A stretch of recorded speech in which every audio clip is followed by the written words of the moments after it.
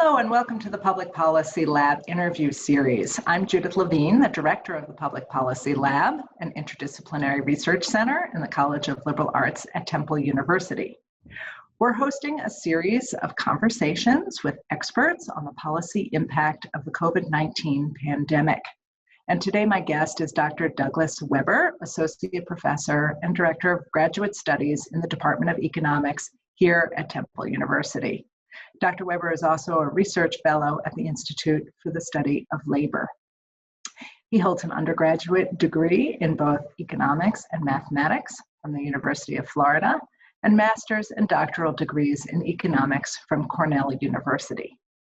In addition to his extensive academic work on both labor economics and the economics of higher education, he has provided insightful testimony to Congress and written illuminating op-eds in these areas. I'm grateful that Dr. Weber also serves on the Public Policy Lab Advisory Committee. I have primarily asked Dr. Weber to speak with us from the labor economics side of his expertise to talk about the economic impact of COVID, but we'll also ask him a little bit about the impact on higher education. Given that the COVID-19 crisis has hit both the labor market and higher education hard, Dr. Weber's expertise is a great match for these conversations. Thank you, Doug, for joining us today. My pleasure. Let's start with the most basic question. How bad is this in terms of the unemployment numbers? Really bad. If you take, say, the first full week that we really had information for, so this was as of right now, these numbers were released about 2 weeks ago. This was when we had the 3.3 million initial unemployment insurance claims. So this was at the time a record. It, depending on the way that you look at the data, it either beat the prior record by, 5 times or 7 times? No, it was 5 times or 3 times the prior record set in the Great Recession. So, beating any record by a factor of 3 or 5 is unbelievable. It's, hitting 210 home runs in a season. It's just unimaginable numbers. So it was a good analogy was that it was the labor market equivalent of Hurricane Katrina hitting the entire US. That's basically kind of the scale. If you look at what happened to New Orleans and Louisiana in the aftermath of Katrina, it's basically like that happening to the entire US. The next week, that record was doubled again. So this is absolutely unprecedented and, really bad. So what about the economy overall, not just unemployment? Are we going into a recession? If so, how does this look compared to 2008? So we're in a recession. We just don't have the numbers to say that yet. So the way that recessions are declared, they're retrospectively declared because the textbook definition of a recession is 2 consecutive quarters of negative economic growth. Well, this happened at the very end of the first quarter. We probably, are still going to, wind up with negative growth for that quarter, but we technically can't declare a recession until we get the numbers from Q2 of this year. But we're in it, make no doubt. I've seen estimates that economic activity has declined by, we're talking on the order of, say, 30%. That's massive. A decline of 1% would be, really bad and cause for alarm. This is catastrophic, and at least at a point in time, it is unprecedented, depression level stuff. That does not mean that we're actually going to wind up in a depression. God willing, we will not be there. So let's talk about, is this Great Recession level? Is it normal recession level? When does it get to depression level? Well, a lot of everything is going to depend on how quickly things with the public on the public health side of things resolve themselves. It's all dependent on that. If let's say that we wind up around the kind of median expectations of that epidemiologists are forecasting. So let's say this winds up being 150,000 deaths due to this in the US in this first cycle. Then let's say in the fall, we also wind up having like we don't make much progress in terms of medication. We wind up having to do this again in the fall. And then we don't wind up with a vaccine for another year, 18 months. This is, I think, very plausible. It's not, it's there's so much uncertainty in this. It's really hard to say what's likely, but I think that's a plausible path forward. If it winds up being something like that, I think we're looking at probably Great Recession level figures. If things tend to be better, let's say that the virus turns out to be very sensitive to heat. I know there's at least some suggestive evidence that might be the case.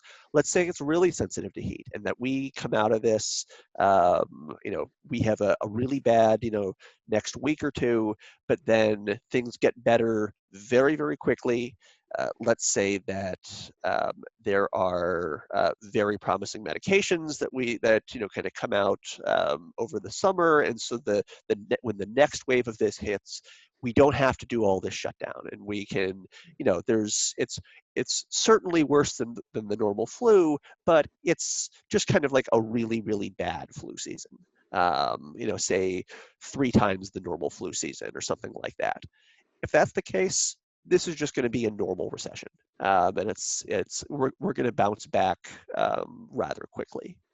If things are worse than the typical prediction, if a vaccine is not possible, or takes a lot longer, if the virus is completely heat resistant, and we wind up needing to be shut down for an additional month or month and a half than is currently planned, then we're talking about depression level stuff.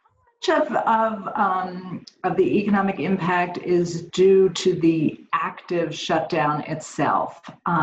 This, of course, is relevant. If once things are open again, will things immediately bounce back? Will there be a longer term effect? So this is what makes this recession so unique, and in some sense, every recession is unique. That it differentially impacts all sorts of different sectors, but this recession is in a sense it's synthetic. Like we caused this recession.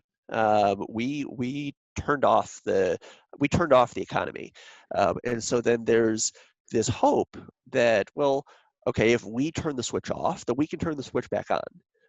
So right now we're telling everyone stay home, but if we just if things are good, we tell everyone go back to work. Then logic would dictate that because there was nothing underlying, there wasn't this fundamental problem that pushed us into a recession. It was our choice. So then we could turn the switch back on, and there would still remain no fundamental problem. And that's maybe true in a hypothetical parallel universe where a computer simulation type thing, but in reality, that's not how the economy works, because as we are shutting everything down, jobs are being destroyed. You have businesses that are failing, that are going under, that are closing, and so when the world opens back up again, those places are gone. They're that if they actually went under and jobs are actually destroyed, they don't just immediately pop back. That's why the way that the government responds to this and the type of stimulus is so important for how we're going to, and I know we'll talk about that more later, but is so important for, for the recovery aspect of this, that just spending money, $1 is not going to be equally effective no matter how you spend it. It matters how you spend it, and is going to really dictate how quickly we're able to rebound from this. There's a real policy trade-off here between the health of people, their physical health, and the health of the economy. How do you make those policy decisions? How do you think about that trade-off? There's a really fascinating literature in economics called the value of a statistical life. So how much, it's a really fascinating philosophical question. How much should we be willing in the abstract to spend to save a life? Should we, if you told me that, we as a society could pay $1 million and it would save someone's life, then I'd say that sounds like a steal. That's a bargain. If you told me that we could pay $1 trillion and that's how much it would cost to save someone's life, that's too much. There's too many things. There's too much suffering that $1 trillion could alleviate, and we can't. We should not spend it on saving that life. We should be spending it on something else, education or healthcare, whatever. There's many things. Now, just the continuation of that logical argument means that if there's some price that's obvious to pay, that we'd pay, and some price that's obviously too high, there must actually be some kind of optimal price where we should value the abstract life saved. So I'm not talking about how much would you spend to save grandma. I'm saying that if you're told push a button, one person's life will be saved and X amount of dollars will be removed from the US Treasury, what is X? That's part of the discussion that's actually going on. And it's one of the reasons that that this literature is so important is because it's actually like this value of a statistical life. It's actually used in thousands of different places within the government every single year when different agencies are deciding are they able to impose certain regulations. They actually have to use in many cases like these numbers, and I won't get into how they're calculated. It's a pretty interesting literature, but all right, so let's say that we have some number. Let's say it's $10 million per life saved. So one thing that you could do is you could say, all right, how many lives are we likely to save by undertaking certain actions, and if shutting the government down, how much does that cost the economy in terms of what are the costs, and then just do a simple cost benefit comparison. I've seen those those type of analyses. Then you could also do things like you could also make those type of models more complex. In general, like economists are pretty much unanimous on this. Like, we need to take all of the actions that we're taking. It's not a question of like it's obvious that based on how bad the epidemiological predictions are for how bad this thing could be, that all of the actions and more that that we've been doing, they are justified. At least thinking about taking into account uncertainty, the fact that there are so many unknowns. We don't actually know what the true death rate of this disease is because we don't know right now how many people have it. Maybe if we had better testing, then we would be, we'd have a better estimate of the true death rate.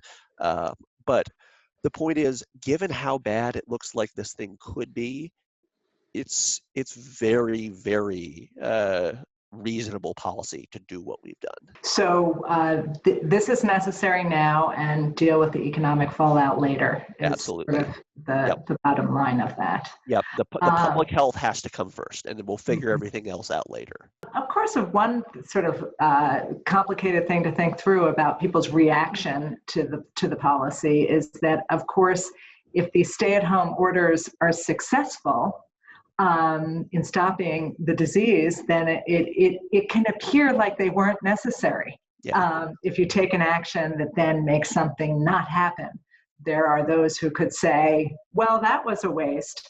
How do you deal with that problem? This is why education is so important. And I'm not just meaning education as in formal education of, getting a bachelor's degree or something like that, but just educating the public on, statistics and on these things is so important. It's the whole logic behind vaccines, and we've been, maybe there's been some, we've given a little bit of ground in the last few years in terms of how people view vaccines, but overall, the general public, I think, does.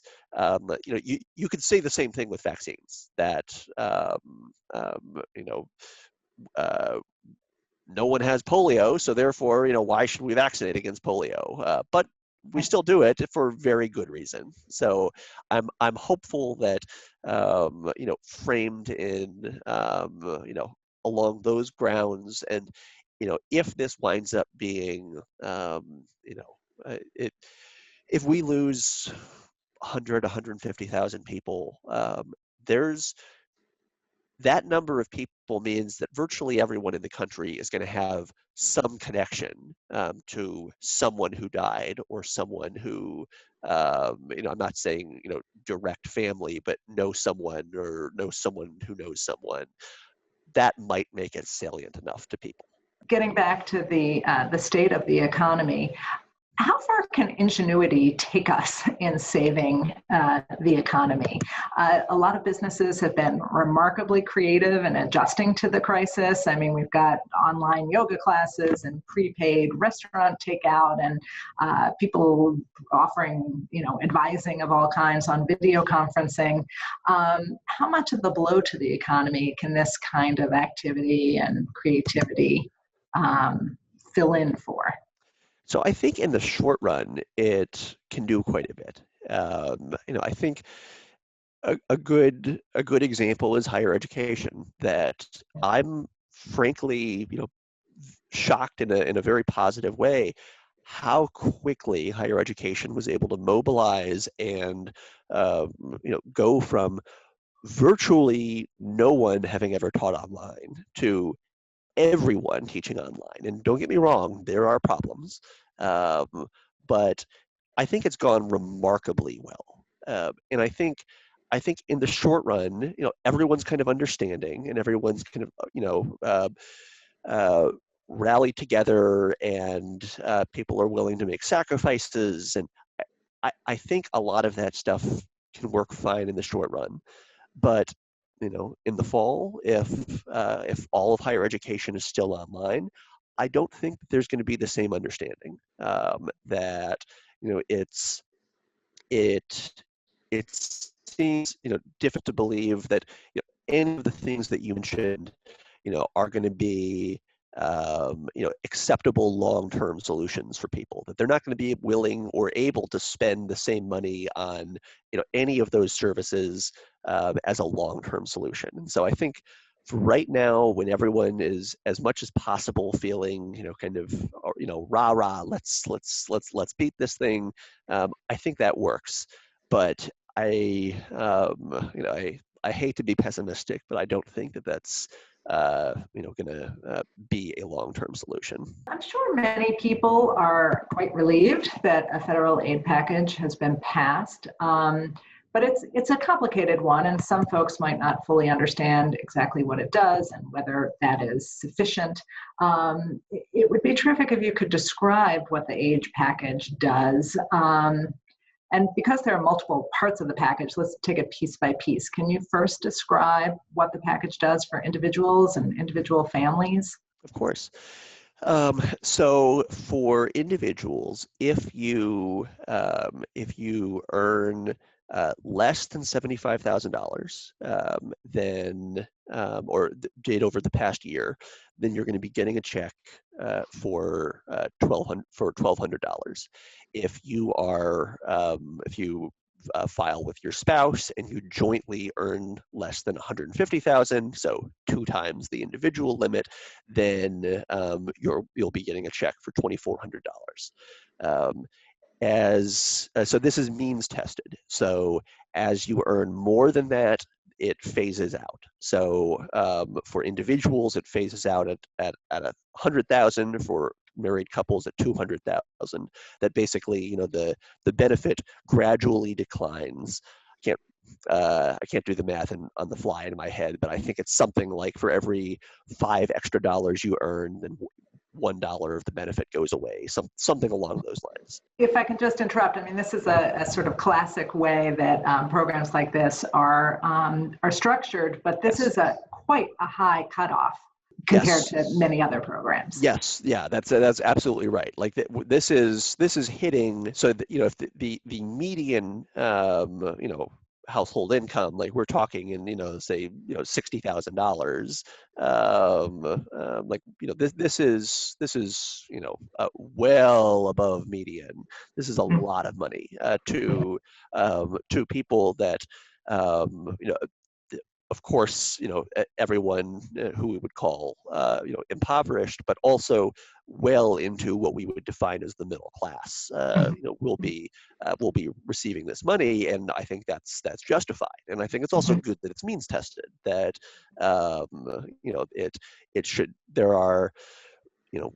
We do have limited resources, and I think this money is best targeted where it's currently going. So there's kind of another level that's kind of individual, but it's about the unemployment insurance program, so it gets a little bit more structural. So what about for workers? What is the aid package doing for workers? The big thing here is there is a lot more money being put into unemployment insurance. So it's both being extended in terms of how long you can collect it, and there's going to be an extra $600 per week for what your over and above what your unemployment benefits were going to be before that. So $600 per week, like that, over a long period of time, like that's a lot of money. This is a significant payment to workers, and this is in addition to the $1,200 or $2,400 that I'd mentioned before. So this is another type of another way of funneling money to individual people, and specifically to people who are most harmed by this recession or downturn, or whatever you want to call it, because they lost their jobs due to COVID-19. And can you just say a little bit about, it seems obvious why we would extend the length of time, because we don't know how long this is going to go on, and because the effects on people's employment prospects may last longer than the active virus itself. What is the rationale for the increased weekly payment? Part of it is a stimulative effect that for our economy to keep going, we need people to be spending money, and so getting money in the hands of people, which they will hopefully then spend on any number of things, whether it's it could even be things like continuing to pay, if you had someone who did your lawn for you, or and now they're not doing that, but you want to help them because they don't have any other means. Well, that's absolutely a worthy thing that we would like people to do. But also, there are because of the severity of all this, I mean, how no one saw this coming with any long-term lens. So people couldn't save for this. This isn't something that people had rainy day accounts set up for, and it is so deep and so sudden that I think you're going to see, and there's already a lot of anecdotal evidence of this, of just people having severe trouble with things like paying for their rent, or where are they going to get food, or childcare. This is a big deal that is affecting people in ways that any other prior recession,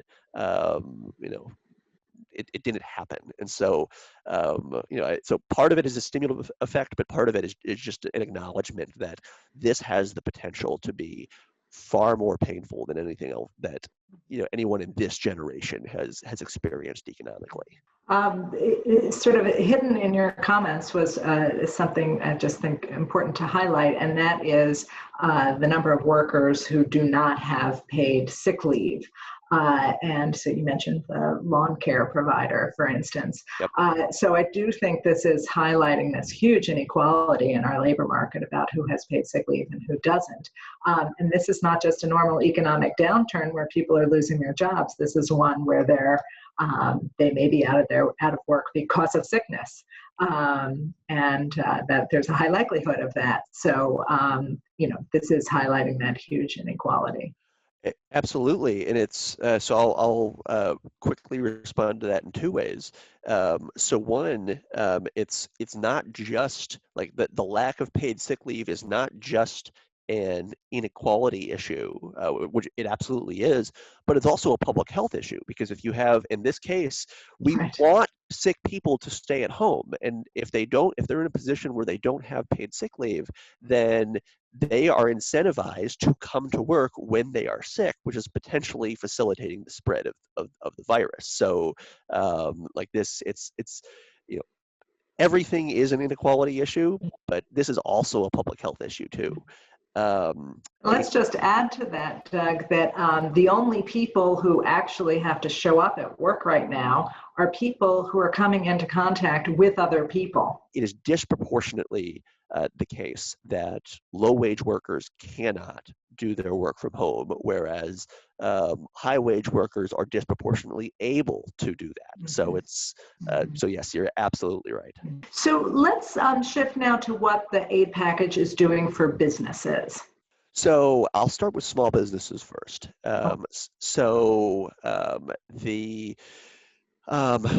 There's a series of forgivable loans. So this is basically, there's the Small Business Administration is making $350 billion in loans available to small businesses. And these are relatively cheap loans that, so very low interest rate. And if the business can document that that the money is being spent on certain things, the most important of which is payroll. So in other words, if you can show that you are paying your workers, even though you're not you're shut down, you're not operating, but you are continuing to pay your workers, those loans will be forgiven. So this is in a way, this is the government paying people not to work right now. Mm-hmm. This is the single most important part of the package. It's woefully underfunded. 350 billion is not going to be anywhere near enough for this.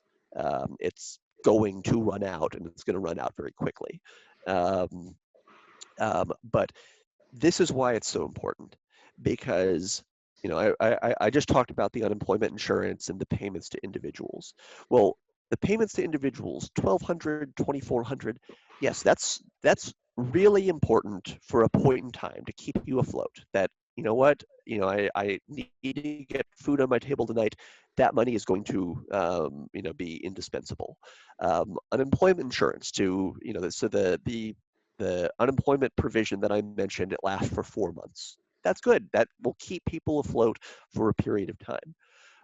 But that's not a long-term solution. That being able to make it through the next 4 months, if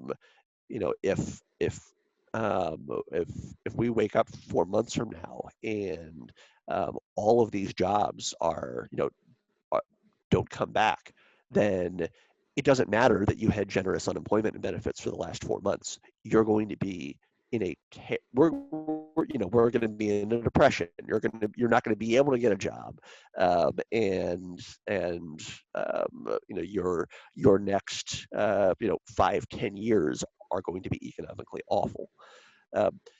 But if we can keep those jobs from disappearing in the first place, if we can get employers to not lay people off, if we can get employers to not have to close down themselves, and small businesses are very important in this economy for a number of reasons. I won't go into the studies here, but just know they're really, really important, and we need to keep them alive because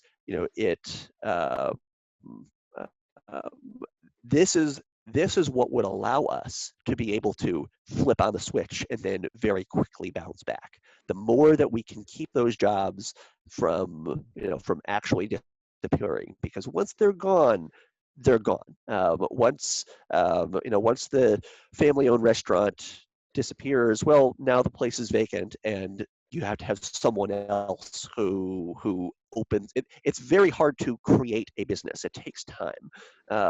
So this is the single biggest part of the bill, and it needs to be funded more generously than it is. This is why there has to be another stimulus. And what about, you said you were going to start with small businesses. What about big corporations, industries as a whole?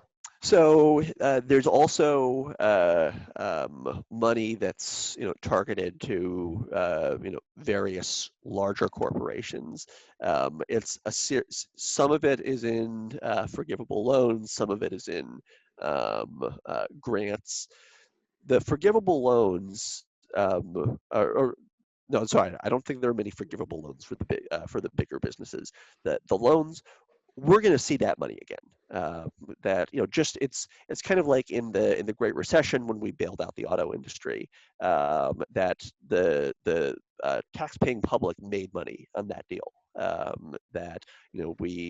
It was a very, very good economic decision that President Obama had spearheaded, and it worked out exactly as we would have hoped. It saved the auto industry, and taxpayers were made more than whole.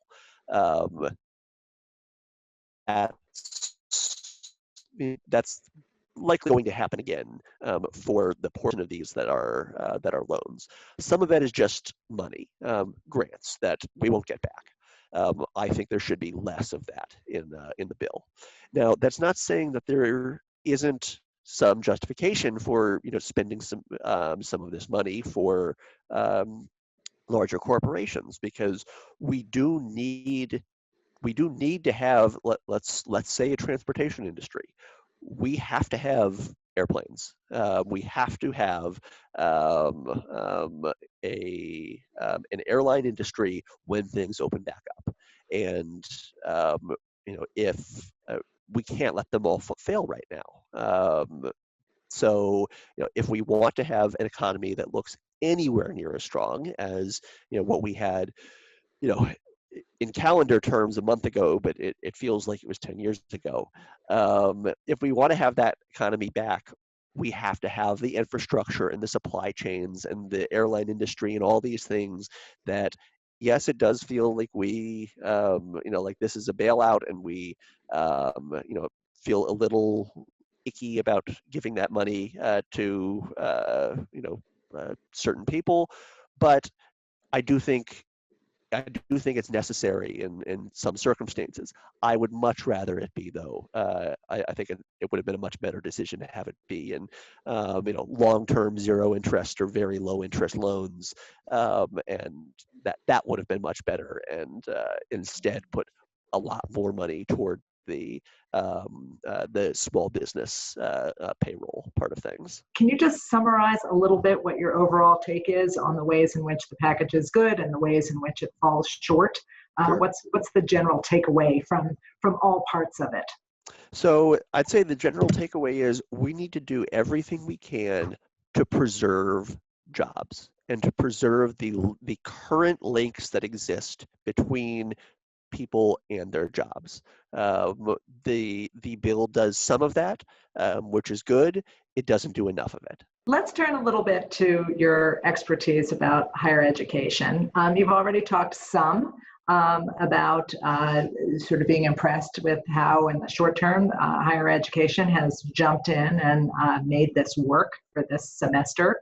Can you say a little bit more about how you see this impacting higher ed and what issues come into play here? Public health has to be the first concern. And so it's absolutely right that higher ed was forced online over the past month, and it needs to stay there as long as we have, as long as the public health crisis continues. And I desperately want to go back to in-class, face-to-face teaching, because I love my students and I love, the personal interactions that I have with them, and it's way more. One, I think it's actually better education, but two, it's just way more enjoyable to be in the class with them. So I desperately hope that that's the case for the fall. But if things are not going well, then we'll have to be online in the fall, and that will be the right decision. So that has to be the first thing on the minds of administrators. So if, let's say, we wind up online, that's going to cause a really interesting kind of dilemma, because in past recessions, people flock to higher education. The reason is, well, just think about it from an opportunity cost. Obviously, I'm an economist, so from an opportunity cost perspective, if you don't have a job, your cost of going to college is much less, and this is exactly what we see, that people who, especially people who, I don't necessarily like this label, but non-traditional students. It's a label. It's how they're referred to. I don't like it, but it's people who are going back to school. That disproportionately happens in a recession, because you don't have the labor market options that you are used to having. That's what usually happens. It's not clear if that's going to happen again, because this is so unique. There's two reasons we might worry about things being different right now. One of them is, well, maybe there's more of a health concern. Maybe people are not going to want to, if we're face to face, well, maybe people are going to be hesitant about gathering in all these public areas, and was this desk wiped down after the last class left? How many people have used this computer today? These are things that I'm certainly going to be thinking about if we're back in face-to-face learning in the fall. And if we're in online learning, then, well, no offense to, there absolutely are isolated cases of people who are really good online teachers or really good online programs, but it's not the norm. On average, online education is not as good along many dimensions as face-to-face education. And so, how much are people going to be willing to spend to go online? That are people going to be willing to spend the full the full tuition bill that to have a lower quality, less enjoyable experience from people who are not used to teaching online? That's really debatable. And now, yes, the opportunity cost story is still there, but this is not the normal recession. So this is something that administrators are going to really have to worry about. Are people going to say, well, I'm not going to go to the normal four-year college that's more expensive. Maybe I'm disproportionately going to go to the community college that is, that if we have to be online, then I might as well be paying a lot less for it. That seems perfectly like a perfectly reasonable response. Or you might say, you know what, I was thinking about taking a gap year anyway, or I was just kind of, marginal about, whether I was going to go. And then now, all of my friends, who, they said, the classes in the spring just, it just wasn't all that good. So maybe I'm just not going to go. It really remains to be seen, but that's a real worry here. And, you know, colleges are increasingly tuition reliant, nowadays. That you look at public schools and things like state divestment. That over time, states have greatly pulled back funding at public institutions. At our institution, for instance, the Commonwealth of Pennsylvania has cut our per student state appropriations by more than half since the year 2000. um, you know, we have to make up that money somewhere, and that's one of the reasons that Temple has, much higher tuition than other comparable public schools. It's not that we want to; it's that we're actually not being supported by the state as much, and we're in a higher cost of living area. There's more than one reason, but state divestment actually absolutely is part of it. So that means that we're more sensitive to tuition drops than universities would have been in the past, because they're just, this is a disproportionately large part of the revenue source. And then jumping on that state divestment, we're probably about to see the biggest state divestment that anyone has seen in recent or all memory. That states, they're about to have a massive budget crunch, the likes of which we really have not seen. And it's because both sides of the ledger are being hit here. So um, people are, en masse, they're not working, they're not buying things. So that means all this, income and sales tax revenue is going up in smoke. So that's the revenue side of things. That usually happens in a recession. Now, right now, it's happening at historic levels, but that's normally what happens in a recession. People are unemployed, and so they have less money to spend, and so you don't get that tax revenue. But states are also being hit on the cost side here, that they're having to spend so much money on things, public health, a big part of it, that was not forecasted and was not part of the budget. And so they're both seeing a huge decrease in revenue, a huge increase in unexpected costs. That means that the states are going to be desperately looking for places to take money from to blunt that budget crunch. And higher ed, the historically higher ed has been the piggy bank. That this is what happens in recessions, is that because higher ed is a long-term investment, that it's often the very first place, because you're not going to see the bad effects immediately. And so, I need money today, so I'm going to pull it from higher ed.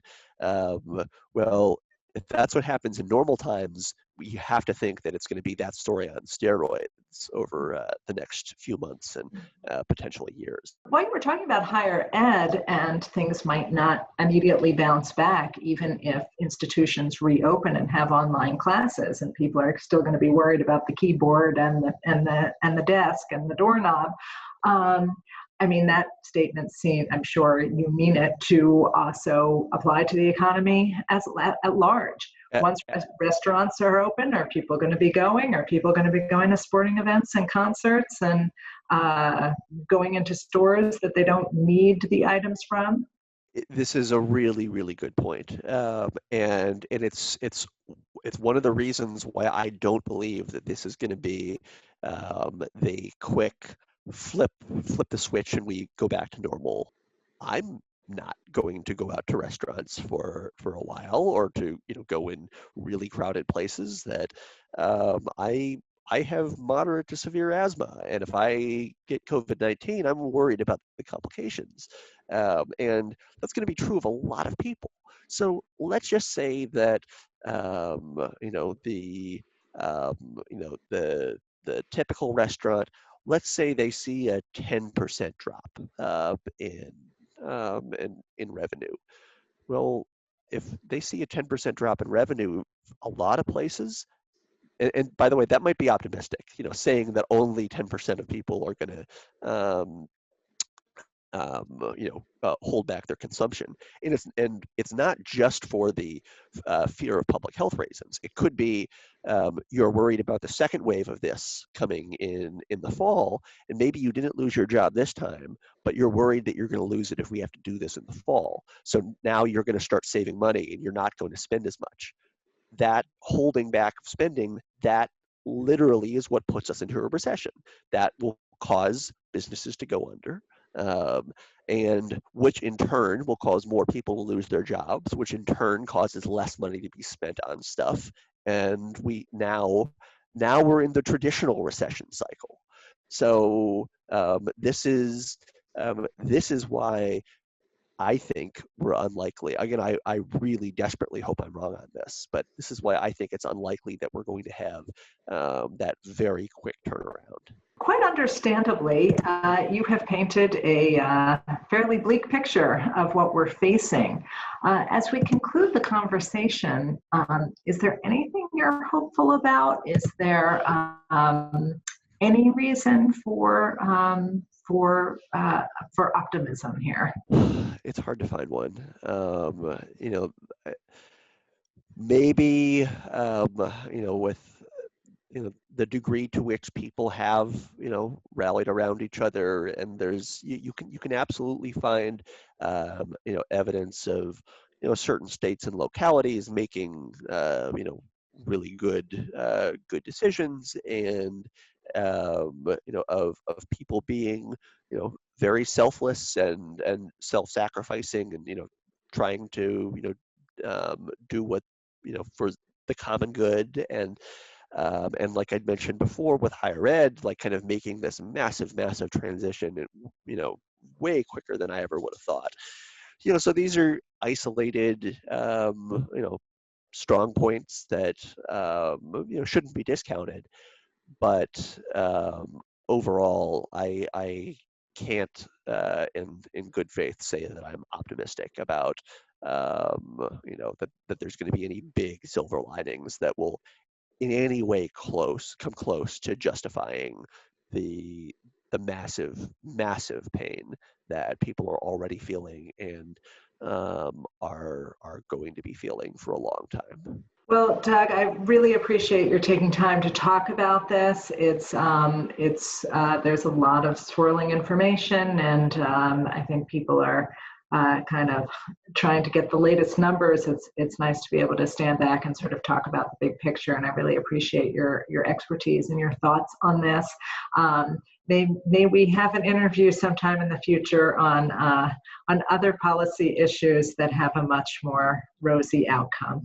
Absolutely, and maybe in 3 months we can do another interview when everything is back to normal and wonderful, and the economy bounced back, and I was totally wrong.